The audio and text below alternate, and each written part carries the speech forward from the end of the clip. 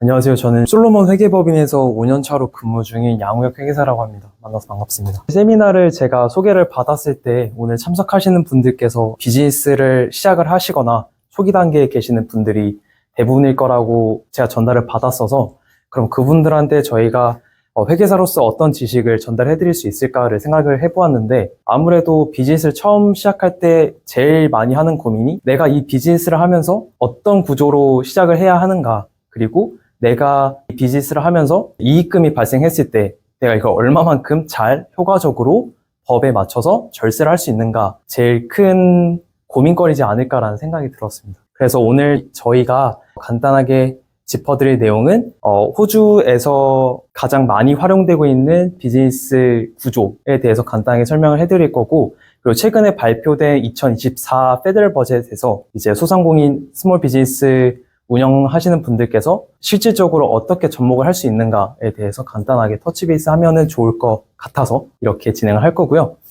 저희가 오늘 세미나에서 다루는 내용은 저희 회계법인 팀에서 법적 책임을 지어 드릴 수는 없고, 다만 세금 같은 경우에는, 세무적인 자문 같은 경우에는 개인적인 상황에 따라서, 비즈니스 상황에 따라서 모두 다르게 유동적으로 적용될 수 있기 때문에 어떠한 결정을 하실 때에는 항상 스페셜리스트를 통해서 자문을 받아보시는 걸 저희는 항상 권장을 드리고 있습니다. 저희가 맨 처음에 간단하게 설명을 해드리긴 했는데 솔로몬 그룹에 대해서 먼저 간단하게 설명을 해드릴게요.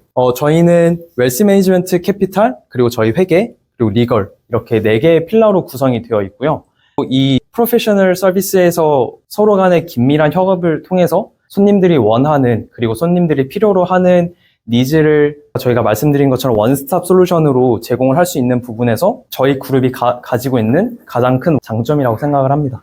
그리고 여기 옆에 있는 6분은 이제 저희 비즈니스 파트너분들이고, 리걸 팀에는 파트너 2분, 그리고 저희 회계팀, 그리고 웰스 매니지먼트랑 캐피탈 팀, 이렇게 6분의 파트너로 운영이 되고 있습니다. 그럼 이제 호주의 사업 구조에 대해서 간단하게 설명을 해드리려고 하는데, 그 전에 제가 한 가지만 질문을 한번 드려볼게요.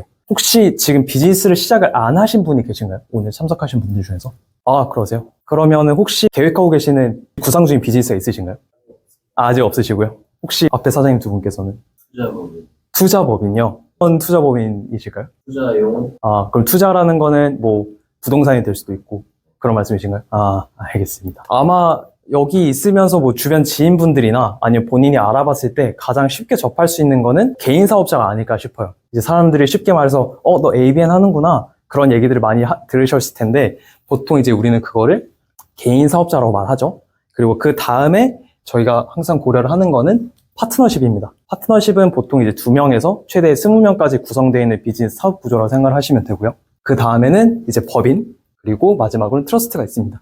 이렇게까지의 사업 구조가 보통 제일 많이 스몰 비즈니스 운영하시는 분들한테 가장 많이 활용되고 있는 사업 구조라고 생각하시면 될 것 같아요. 우선 개인 사업자에 대해서 간략하게 먼저 알아보자면, 개인 사업자는 내가 오로지 이 비즈니스를 운영을 하기 때문에 가장 큰 장점은 내가 이 상황들을 다 통제를 할 수 있는 거예요. 누군가가 인볼브 되지 않아도 내가 결정을 하고 내가 리스크를 사전에 차단을 할 수 있는 그런 장점이 있는 거죠. 그리고 다른 사업체에 비해서는 신고 절차가 좀 간편하니까 정말 말 그대로 내가 특별히 무언가 엄청 거창하게 준비를 하지 않은 상태에서도 비즈니스를 시작을 했을 때 조금 더 이제 진입장벽이 낮은 사업 구조라고 생각하시면 좋을 것 같아요.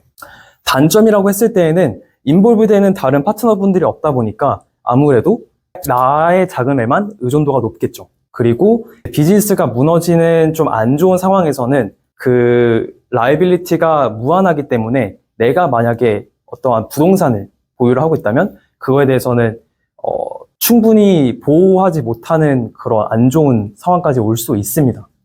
또한 이제 동일한 소득액이더라도 개인 사업자로 활용을 했을 때 다른 사업체에서 발생하는 이익금에 대한 세금이 개인 사업자로 활용했을 때 더 높게 세금이 발생하는 상황도 많이 발생하는 걸 볼 수 있어요.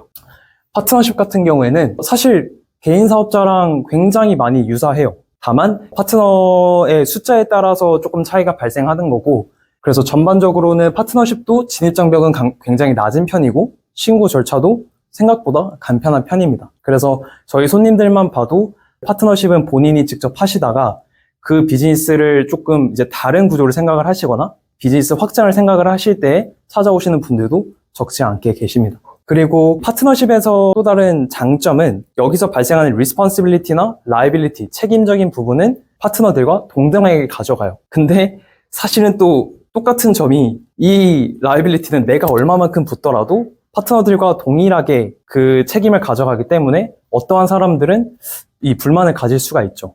그리고 파트너십에서 어떤 이제 디스퓨트가 좀 발생했을 때에는 파트너십이 다른 뭐 법인이나 트러스트에 비해서는 종결될 가능성이 조금 높긴 합니다. 물론 이건 이제 변호사님들의 영역이긴 하지만 당연히 그렇게 쉽게 무너지면 안 되기 때문에 법적 조항에 이러한 부분을 미리 추가를 해서 파트너 한 명이 사망하거나 어떠한 안 좋은 일이 있더라도 그 파트너십이 쉽게 무너지지 않도록 미연에 방지를 하는 법적 조항을 추가하는 방법도 있기는 해요. 이제 법인에 대해서 간단하게 알아볼 건데, 아까 사실은 저희 김정인 변호사님께서 한번 터치베이스를 해주셨어요. 법인은 개인과는 아예 독립된 엔티티입니다. 따라서 법인이 따로 계약을 체결을 하고 법적 소송도 진행이 가능하거든요. 그러한 부분에 있었을 때 비즈니스 양도나 매매를 개인 솔트레이더나 파트너십으로 진행을 하는 것보다 법인으로 진행을 하는 게 진행 과정에 있어서는 다소 비교적으로 간편하거나 수월하다고 생각할 수 있는 부분이 많습니다. 왜냐하면 솔트레이더나 파트너십으로 진행을 했을 때에는 내가 보유하고 있는 자산이나 채무에 대해서는 분리를 해야 되는 과정이 있겠지만 법인으로 진행을 했을 때는 단순히 법인 안에서 보유하고 있는 자산과 채무로서만 그 계약에 영향이 있을 거기 때문에 그런 부분에서 비교를 했을 때에는 법인이 조금 더 간편할 수 있다.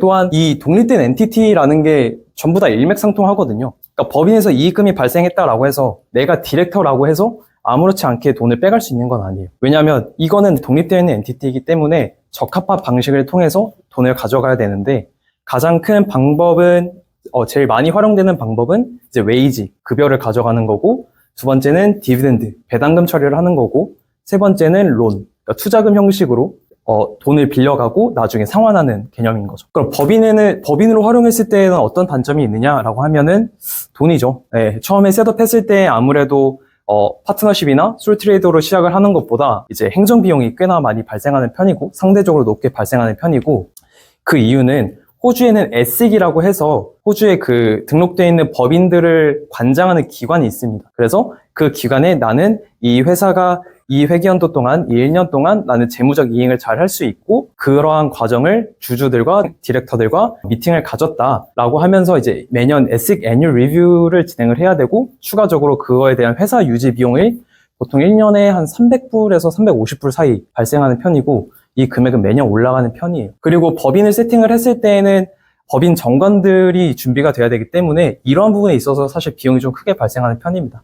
의사결정 과정이 조금 복잡하거나 느리다라고 느끼는 편은 솔트레이더와는 다르게 이 법인 안에는 구성원이 많기 때문에 내가 디렉터라고 해서 이렇게 할 거야 라고 독자적으로 갈 수는 없습니다. 왜냐하면 실질적인 소유주는 쉐어홀더이기 때문에 그 사람들과 적합한 방식을 통해서 결정을 내려야 하고 그러한 부분에서 조금 복잡하고 시간이 더딜 수 있다. 그리고 비전문가로서 보았을 때에는 충분히 이해하고 있어야 하는, 인지하고 있어야 되는 세무 지식이 꽤 있기 때문에 단순히 비즈니스 운영을 하는 사람 입장에서 보았을 때는 신고 절차가 조금 복잡하고 까다롭다라고 느낄 수 있겠습니다. 제가 조금 전에 설명드렸던 법인에서 돈을 빼가는 방식에 대해서 간단하게 설명을 드렸는데 조금만 더 한번 알아보겠습니다. 첫 번째 방식은 웨이지가 있는데 내가 급여를 가져간다라고 했을 때 단순히 통장에서만 돈을 빼가면 안 되겠죠. 돈을 빼간다라고 했을 때 나는 이거 급여로 가져갔어 라고 해서 끝나는 게 아니라 그러면 그 급여는 어떻게 처리가 되느냐. 제일 크게 차지하는 부분은 ATO에 이거에 대해서 신고를 하는 거죠. 나는 이 회사에서 급여를 받았고 얼마만큼 받았다. 그거를 저희는 싱글 터치 페이롤이라고 하거든요. 그리고 예를 들어서 급여가 10,000불이 발생했다라고 했을 때 회사에서 10,000불만 빼가는 게 아니라 만약에 여기서 뭐 요식업을 하고 계시거나 아니면 직원들을 고용하시는 분들은 항상 고민이 되시는 부분이겠지만 연금을 페이를 하셔야 돼요. 그러면은 연금이라는 게 내가 디렉터로서 받아갔을 때에는 어쨌든 내 연금의 사이즈를 키울 수 있기 때문에 그러한 관점에서는 이득일 수 있지만 캐시플로우 현금 용통 부분에 있어서는 아무래도 추가적으로 나가야 되는 돈이기 때문에 이거를 무시하지 못하는 부분이죠. 두 번째는 디비덴드인데요. 이거는 조금 생소하게 느끼실 수도 있습니다. 배당금이 뭐냐면 이제 회사에서 이익금이 발생했을 때 그 이익금을 쉐어홀더, 주주들에게 배분하는 금액이거든요. 그러면 주주들 입장에서는 이 디비덴드가 과세소득이겠죠. 이거에 대해서 세금을 내야 됩니다. 근데 웃긴 거는 내가 법인에서 이익금이 발생했을 때 법인에서는 뭘 내죠? 법인세를 내죠. 근데 법인세를 냈음에도 불구하고 그럼 쉐어홀더, 주주들은 세금을 내야 되느냐라는 거죠. 그렇기 때문에 이 프랭킹 크레딧이라는 시스템을 갖춰서 주주들이 그 배당금을 받았을 때 이중과세가 되지 않도록 미연에 방지하는 시스템이라고 생각을 하시면 될 것 같아요. 예를 들어서 내가 이 회사에서 배당금을 70불을 받았다. 그리고 70불에 대한 프랭킹 크레딧 30불을 받으면은 이 사람이 가져가는 돈은 100불입니다. 근데 만약에 이 사람이 이제 회사에서 받아가는 배당금을 제외하고 예를 들어 45,000불 정도의 연간 수입이 있다라고 가정을 해볼게요. 그러면 아마 2024회계연도 기준으로 45,000불이면 약 30%의 세율이 적용되는 대상일 거예요. 그러면 난 45,000불에 이미 인컴이 있는데 거기서 이 100불만큼의 배당금이 발생했다라고 하면은 나는 이 100불에 대해서도 30%의 세금을 내게 됩니다. 근데 만약에 법인에서 이미 그 100불에 대한 30불의 법인세를 냈기 때문에 그 프랭킹 크레딧은 크레딧으로 잡히는 거죠. 그래서 나중에 주주가 본인의 개인 세금 신고를 했을 때 세금 이미 냈기 때문에 또다시 한번 낼 필요는 없고 내 세금 신고를 진행할 때 세금 납부금에 대한 부담을 조금이라도 더 줄여주던가 아니면 환급금을 좀 더 올려주는 역할을 해줄 수 있는 거죠. 론 같은 경우에는 이제 말 그대로 내가 당신에게 돈을 빌린다입니다. 왜냐하면 법인이랑 나, 디렉터 또는 다른 사람들은 독립되어 있는 개체이기 때문에 만약에 그 같은 회계연도에 그 돈을 다 갚지 못하면 최대 7년 안에 그 금액들을 상환해 나가야 되고 단순히 원금만 갚는 게 아니라 일정 금액 정해져 있는 이자금이 함께 계산이 됩니다. 그거를 저희는 회계용어로 디비전 7A라고 하는데 앞에 있는 웨이지와 뒤에 있는 배당금, 론의 가장 큰 차이점은 웨이지는 디덕션이 가능하다는 겁니다. 그러니까 내가 회사에서 이익금이 남았을 때 뒤에 있는 두 가지 방식으로 처리를 하게 되면은 실질적으로 텍스 밸류는 크게 영향이 없을 수 있어요. 뭐 디비덴드는 개인의 상황까지 고려한다라고 하면은 세금 영향이 아예 없진 않겠지만 근데 웨이지 같은 경우에는 내가 실질적으로 발생하는 그 웨이지 금액과 수퍼를 통해서 회사 이익금을 낮추는 데에서 큰 역할을 하기는 하죠. 그래서 앞에의 웨이지와 뒤에 두 번째, 세 번째 방법의 가장 큰 차이점은 텍스 밸류다라고 생각하시면 될 것 같아요. 마지막으로 트러스트에 대해서 조금만 짚고 넘어갈 건데 사실 저도 한국 용어로는 조금 많이 어색하긴 합니다. 신탁이라고도 많이 하더라고요. 트러스트도 법인이랑 다르게 이제 혼자서 절대 존재를 하지 못해요. 트러스트는 그 트러스트를 관리를 해주고 모든 거에 대한 결정권을 가지고 있는 트러스티가 필요한데 저희는 이 부분을 이제 손님들한테 이해하기 쉽게 컨트롤 타워라고 말씀을 드리거든요. 그래서 이렇게 말씀을 드리면 아무래도 구조에 대한 이해도도 쉽게 가져가시는 분들이 생각보다 많으시고요. 이 트러스티는 그러면은 누가 되어야 하느냐? 개인이 될 수도 있고 법인이 될 수도 있습니다. 그럼 이제 트러스트에서 만약에 이익금이 남았을 때 그거는 누가 가져가느냐? 트러스트가 가져가지 못해요. 트러스트는 말 그대로 개체일 뿐이지 실질적으로 이익금을 가져가는 거는 수혜자들이 됩니다. 우리는 이거를 베네피셔리라고 부르죠. 딱 이렇게만 봐도 파트너십이랑 비교를 했을 때에는 뭔가 내가 이익금을 만들었을 때 뿌려주는 거에 있어서 굉장히 유동적이겠다라는 거를 유추를 해볼 수 있을 것 같아요.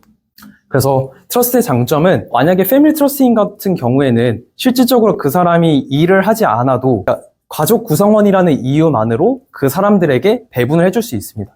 그래서 만약에 나 혼자만 소득이 발생했을 때에는 10만 불이었을 거를 내 할머니, 어머니, 조카 이 사람들에게 조금씩 나눠주면서 세금 구간에 굉장히 효율적으로 배분을 할 수가 있는 거죠. 법인이랑 마찬가지로 트러스트로 세팅이 되었을 때 내 개인 자산이 보호받을 수 있는데 그 이유는 사실 계속 일맥상통합니다. 법인이 트러스티이고 트러스티가 결정권자이잖아요. 실질적인 소유주의잖아요. 그렇기 때문에 트러스트에서 뭔가가 일어났을 때에는 그 책임은 트러스티에게 올라가는데 트러스티가 법인으로 설정이 되었다라고 하면은 나 자신과는 분리가 되어 있는 엔티티이기 때문에 내가 내 개인 명의로 무언가 보유를 하고 있다라고 하면은 그 부분에서 조금 더 미리 보호를 할 수 있는 거죠. 비슷한 개념으로 소유권 이전이 상대적으로 수월한 이유는 이 트러스트의 실질적인 소유는 법인의 쉐어홀더겠죠. 그래서 내가 예를 들어서 트러스트를 통해서 자산을 가지고 있다라고 했을 때 그러면은 실질적인 소유주인 법인의 쉐어홀더가 변경이 되면 개인이 개인에게 이전하지 않더라도 이 구조상의 주인을 바꾸는 것만으로도 소유권을 이전할 수 있기 때문에 실제로도 이러한 방식을 활용하시는 손님들이 적지 않게 계세요. 단점이라고 한다면 뭐 법인이랑 비슷하게 초기에도 준비를 해야 하고 매 회계연도마다 준비를 해야 하는 서류들이 많기 때문에 상대적으로 이제 비용이 많이 발생하는 편이고, 세금 신고 절차도 이렇게만 봐도 신고를 준비해야 하는 엔티티가 많아 보이죠. 그래서 절차가 다소 복잡한 편이고, 그러니까 법인이랑 조금 다른 점이, 법인은 주식을 발행을 함으로써 자본 조달을 할 수 있는데, 투자금을 유치할 수 있는데, 트러스트는 사실 그렇지 못하기 때문에 이 점을 미뤄 보았을 때는 자본 조달이 쉽지 않다.